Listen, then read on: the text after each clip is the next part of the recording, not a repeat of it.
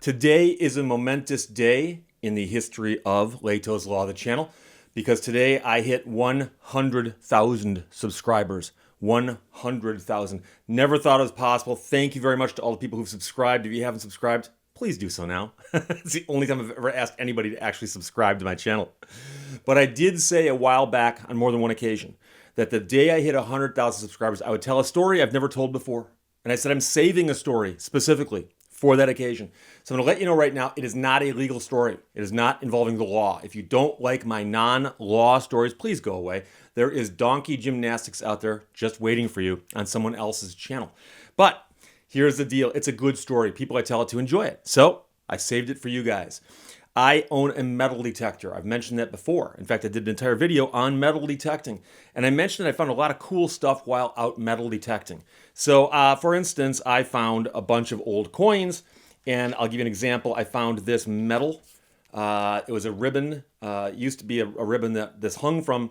And the metal was originally given to guys who had fought at and survived Gettysburg from, I believe, Pennsylvania or New York. But it's a very, very cool metal.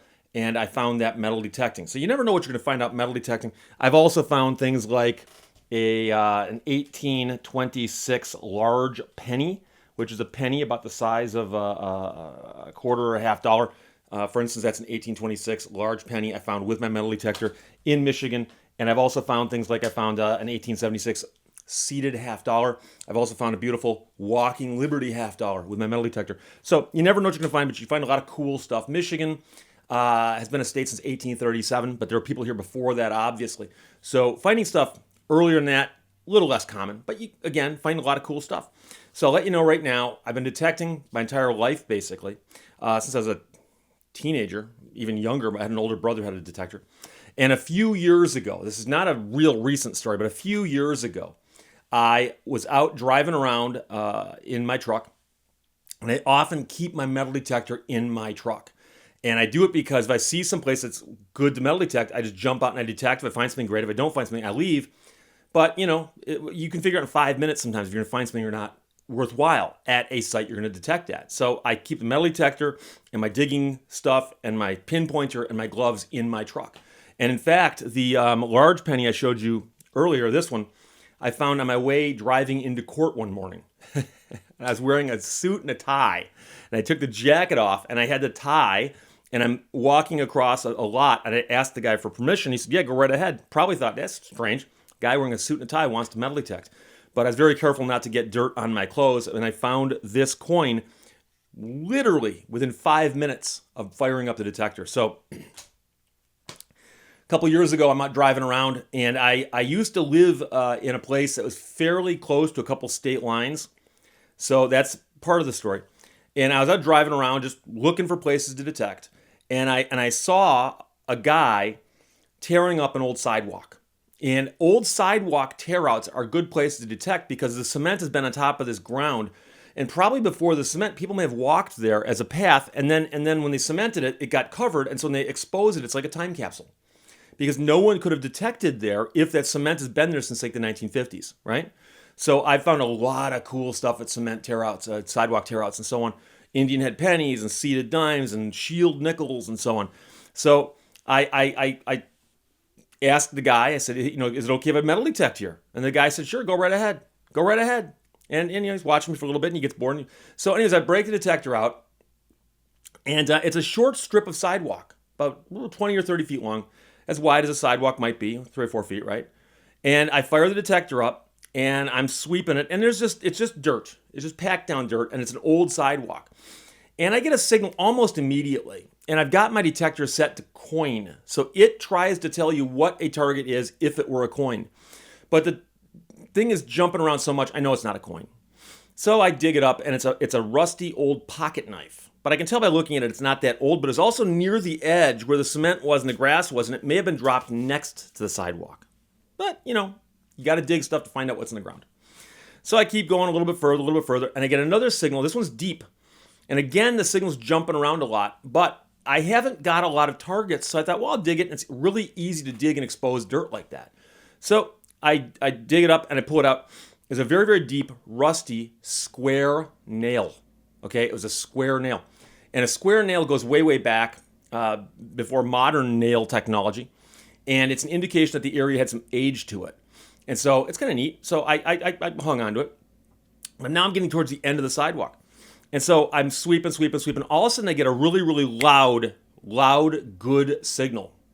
And my detector has two different modes it detects in. One is the motion mode, one's the non-motion pinpointing mode. And so the first thing you do is you pinpoint the target and then you re-sweep it to get the full data analysis. So I pinpointed it, and so it was down 4 or 5 inches, maybe 6 inches. And I re-swept it. And the detector says it's either a silver dollar or a half dollar, but it's jumping back and forth between the two. Now, the detector's not wrong. It's not a silver dollar, and it's not a half dollar. But it's telling me if this were a coin, it would be one of these two, but not quite either one.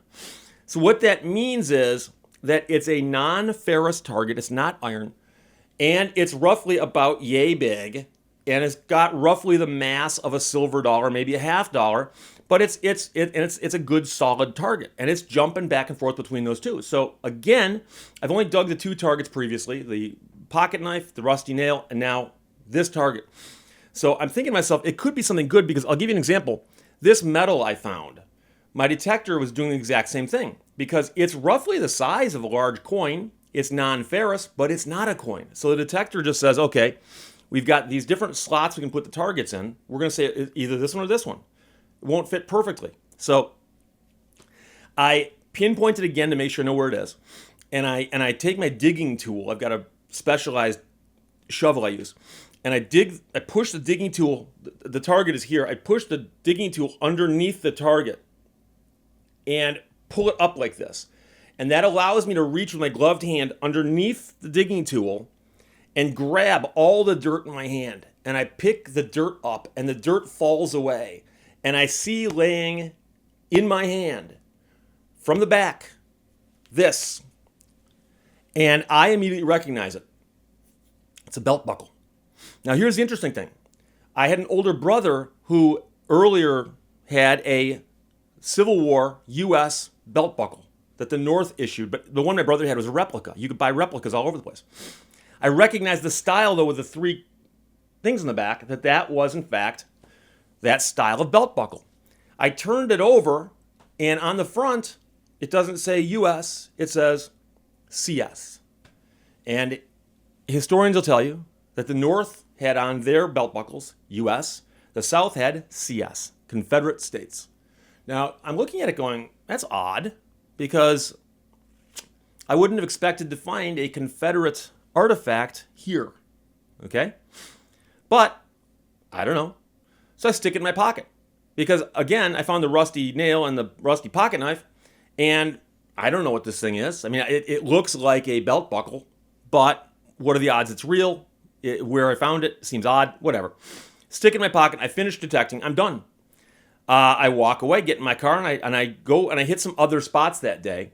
Found a handful of change, nothing remarkable, and I come home, and I go on the internet, and I'm corresponding with a friend of mine. Hey Ken, how you doing?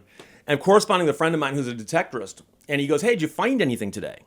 And I said, I found a bunch of junk, a couple different spots I went to. And then I said, I did find a belt buckle, but it's out in my truck. Hang on.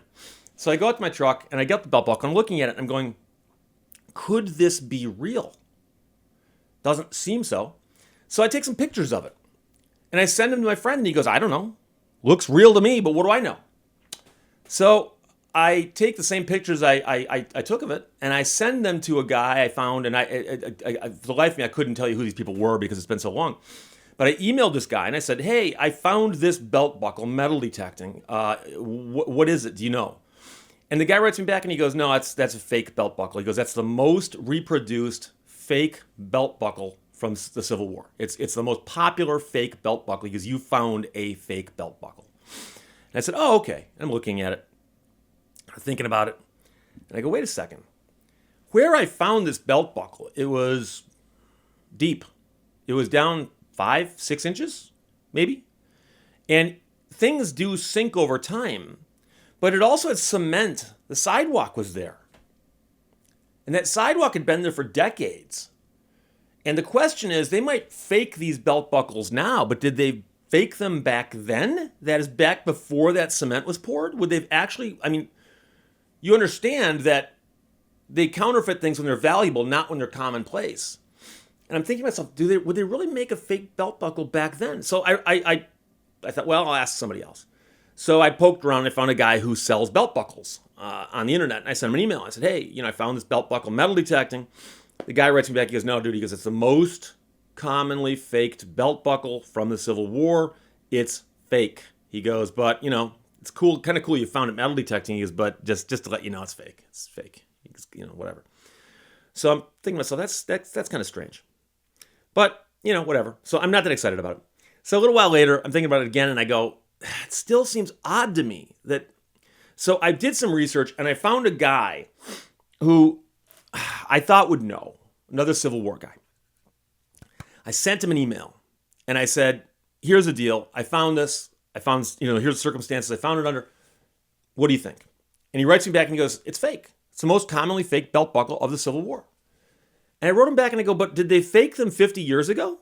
Because it had to have been dropped at least 50 years ago, if not 100 years ago, to be that deep under cement. And he writes me back and he goes, no, you have an interesting point there. He goes, I don't think they were making the fake ones until fairly recently. He goes, that does not make sense, what you're telling me, that would be that deep underneath cement. He goes, but I do know the guy. I know the guy who could answer this question for you. And he gives me the name of a guy. And he goes, this guy is a dealer in Civil War artifacts. He'll know. So I took a bunch of really nice photographs before I cleaned it up, after I cleaned it up, with a tape measure, all the everything. And I emailed a bunch of them to the guy, and I go, look, your name was given me by so-and-so. I've had several people tell me this belt buckle is fake. None of them have held it in their hands or looked at it, but they've all said it's fake based on the fact it's the most commonly faked belt buckle of the Civil War. Can you tell me your thoughts on it, considering, and I told him the story. And he wrote me back and he goes, number one, it's real. Number two, do you want to sell it?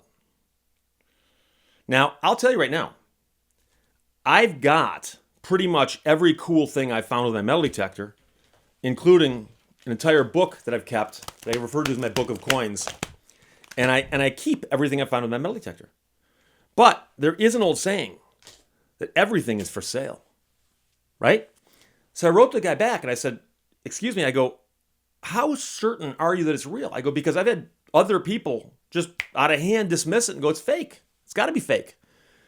And he writes me back and he goes, Steve, he goes, I'm looking at it with the photographs you sent. I took nice pictures with my big Nikon. He goes, I'm looking at it. He goes, this is not a fake one. He goes, this is a real one. He goes, besides that, he goes, the corrosion, the ground action on the belt buckle is such that it was in the ground for decades. He goes, so are you suggesting, or are they suggesting that somebody faked the belt buckle and went and stuck it in the ground and let it sit there for a while just to make it look like this? He goes, no. He goes, I guarantee you that's real. He goes, and I'll buy it from you right now. Do you want to sell it? The guy included his phone number, so I called him. And I said, I'm just curious. Everything's for sale. I go, I'm curious, what's a belt buckle like this worth? He goes, $20,000. $20,000. And I go, really? He goes, yeah. I go, how much would you give me for it? In other words, you asked me if I wanted to sell it. How much would you give me for it? He goes, I'll make a deal with you. And it's up to you. He goes, I'll cut you a check for $16,000 and you just hand it to me and I hand you the check. He goes, or I'll put it in my inventory and I'll sell it and I'll get a $2,000 commission if I can sell it for 20. So you'll pocket 18. The choice is, do you want 16 now or 18 later? Door number one, door number two. I said, $16,000 cash US, right? He goes, yes. I said, done. Boom. And there you have it. Fast forward 2 days later, he's got the belt buckle. I got $16,000. And I haven't told a lot of people that story because the people I do tell it to who know me go, you're kidding me. I mean, it's just such a bizarre story. People I don't know are, I suspect, inclined to say, oh, come on, BS, no way. No way. I don't care if you believe me or not. But it's true. But I can tell you that, like I said, I had the money and I've long since spent it. And one of the things I spent it on was the Civil War saber. Many of you have seen the various episodes where I've walked out and I've been holding a Civil War cavalry saber. And when I sold the belt buckle and got all that money for it, on one level I felt bad. It was the first, well, I've sold one or two other things that were very small and not coins. I found a couple things that were gold. When gold spiked in price, I sold them. But I've saved all the coins and I've saved, like I said, the Civil War medal. I've saved some of these things. And I felt kind of bad selling the belt buckle. But on the other hand, I'm like, how can you not sell it for that kind of money? And so I thought to myself, I should buy something just to commemorate this whole event. And so that's the Civil War sword that you've seen me hold up on here before. That's the sword. And I bought that sword with the proceeds that I got from selling the belt buckle. And for those of you who are curious, yes, the belt buckle was a Confederate States belt buckle, which is what made it so rare. And the sword I bought is a Northern sword. It says U.S. on the blade. So that is the 100,000 subscriber story that I've never told publicly before. I hope you enjoyed it. It's true, every word of it, I assure you. So there you go, my friends. That's a 100,000 story. I hope you enjoyed it. Questions or comments, put them below. Otherwise, talk to you later. Bye-bye. Thanks for watching Lehto's Law.